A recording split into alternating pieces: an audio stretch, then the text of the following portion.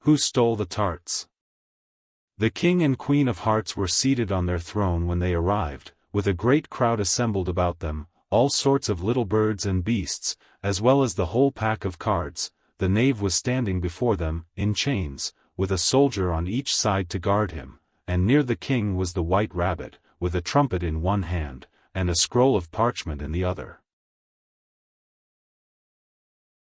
In the very middle of the court was a table, with a large dish of tarts upon it. They looked so good, that it made Alice quite hungry to look at them. I wish they'd get the trial done, she thought, and hand round the refreshments. But there seemed to be no chance of this, so she began looking at everything about her, to pass away the time. Alice had never been in a court of justice before, but she had read about them in books, and she was quite pleased to find that she knew the name of nearly everything there. "That's the judge," she said to herself, because of his great wig. The judge, by the way, was the king, and as he wore his crown over the wig, look at the frontispiece if you want to see how he did it, he did not look at all comfortable, and it was certainly not becoming. "And that's the jury box," thought Alice, "and those 12 creatures," she was obliged to say, creatures, you see, because some of them were animals, and some were birds. "I suppose they are the jurors."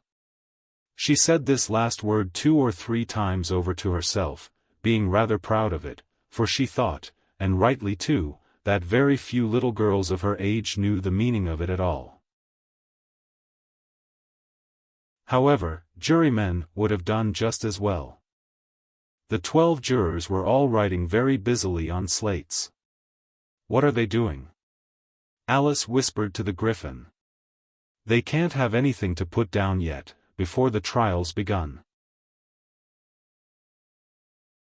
"They're putting down their names," the Griffin whispered in reply, for fear they should forget them before the end of the trial. "Stupid things!" Alice began in a loud, indignant voice, but she stopped hastily, for the white rabbit cried out, "Silence in the court," and the king put on his spectacles and looked anxiously round, to make out who was talking.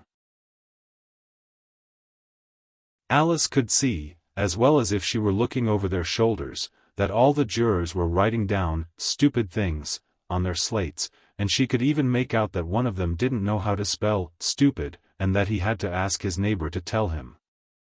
"A nice muddle their slates'll be in before the trial's over," thought Alice.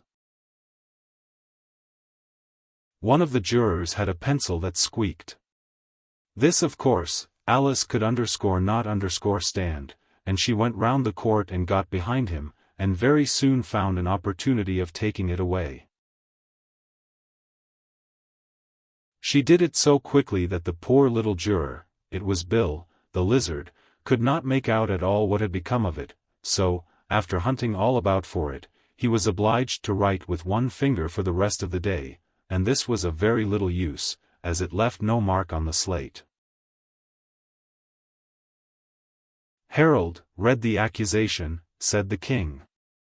On this the white rabbit blew 3 blasts on the trumpet, and then unrolled the parchment scroll, and read as follows.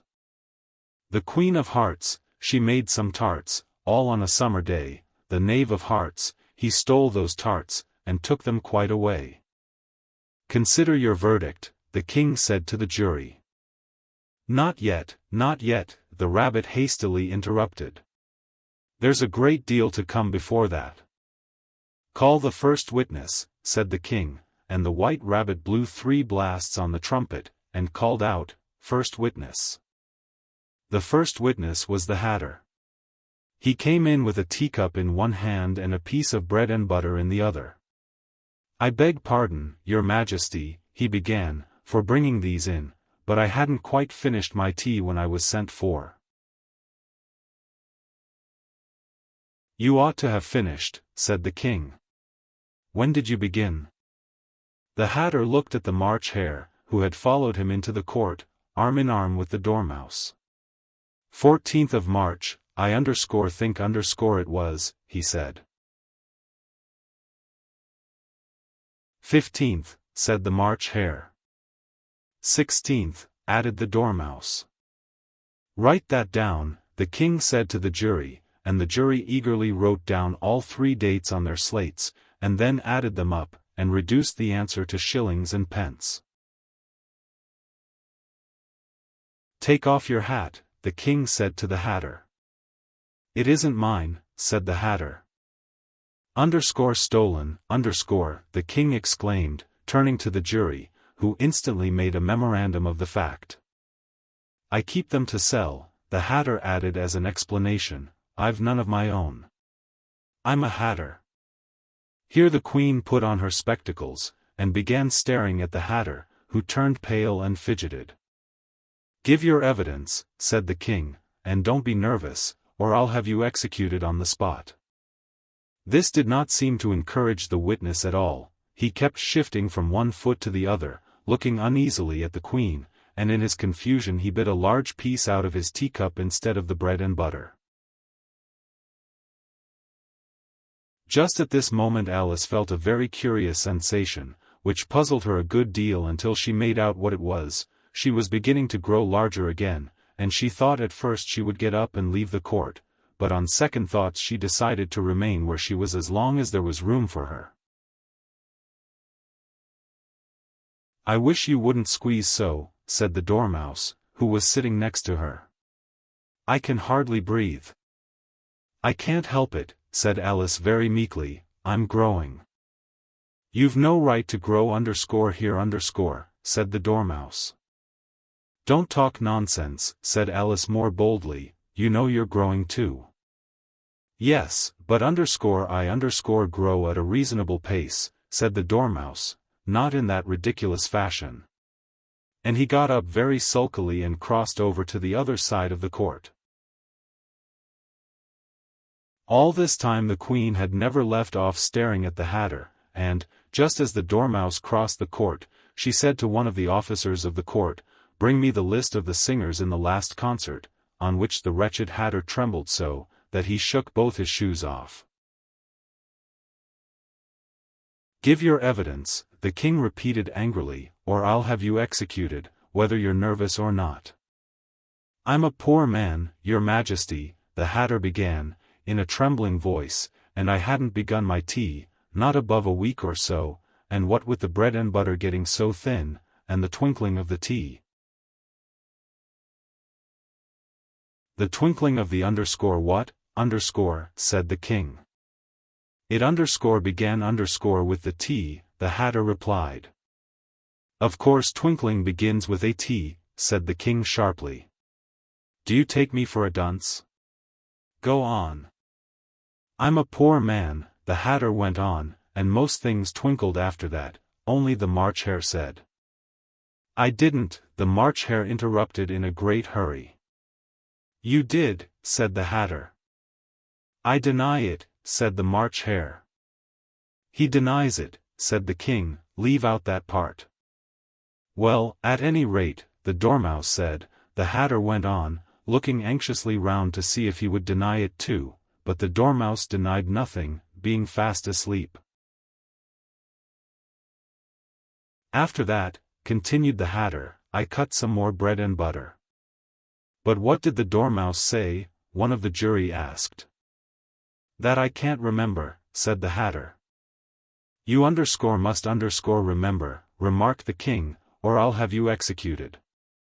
The miserable Hatter dropped his teacup and bread and butter, and went down on one knee. "I'm a poor man, your majesty," he began. "You're a very poor speaker said the king. Here one of the guinea pigs cheered, and was immediately suppressed by the officers of the court. As that is rather a hard word, I will just explain to you how it was done. They had a large canvas bag, which tied up at the mouth with strings. Into this they slipped the guinea pig, head first, and then sat upon it. "I'm glad I've seen that done," thought Alice. "I've so often read in the newspapers, at the end of trials, there was some attempts at applause, which was immediately suppressed by the officers of the court, and I never understood what it meant till now. If that's all you know about it, you may stand down, continued the king. I can't go no lower, said the Hatter, I'm on the floor, as it is. Then you may sit down, the king replied. Here the other guinea pig cheered, and was suppressed. Come, that finished the guinea pigs, thought Alice. Now we shall get on better. I'd rather finish my tea, said the Hatter, with an anxious look at the Queen, who was reading the list of singers. You may go, said the king, and the Hatter hurriedly left the court, without even waiting to put his shoes on. And just take his head off outside, the Queen added to one of the officers, but the Hatter was out of sight before the officer could get to the door. Call the next witness, said the king. The next witness was the Duchess's cook. She carried the pepper box in her hand, and Alice guessed who it was, even before she got into the court, by the way the people near the door began sneezing all at once. Give your evidence, said the king. Shan't, said the cook. The king looked anxiously at the White Rabbit, who said in a low voice, Your Majesty must cross-examine this witness. Well, if I must, the king said, with a melancholy air, and, after folding his arms and frowning at the cook till his eyes were nearly out of sight, he said in a deep voice, What are tarts made of? Pepper, mostly, said the cook. Treacle, said a sleepy voice behind her. Collar that dormouse, the Queen shrieked out. Behead that dormouse. Turn that dormouse out of court. Suppress him. Pinch him. Off with his whiskers.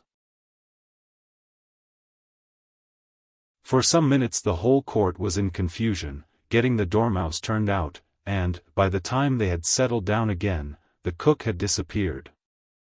Never mind, said the king, with an air of great relief. Call the next witness.